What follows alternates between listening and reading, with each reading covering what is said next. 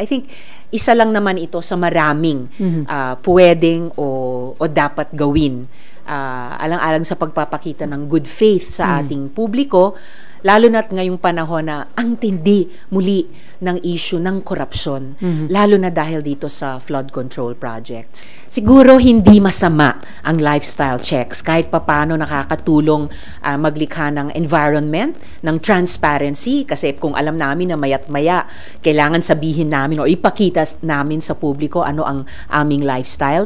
Pero syempre, dapat may kasamang negative na reinforcement naman. Kung yan ay incentive or positive reinforcement, yung negative reinforcement ay yung sinabi din ni Senator Ping sa interpellation kahapon, yung kasiguruhan na mahuhuli, mapoprosecute, at kung found guilty, mapaparusahan.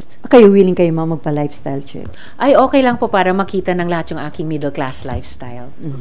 Oh, I suppose nung sinabi ni Presidente na magpa-lifestyle check at kahit limitado lang yun sa executive sa simula, I presume sinasali niya ang sarili niya. Kung nag-utos si Presidente ng lifestyle check, magandang halimbawa at pagpapakita din ng pamumuno kung kasamang ibubunyag yung kaniyang salin.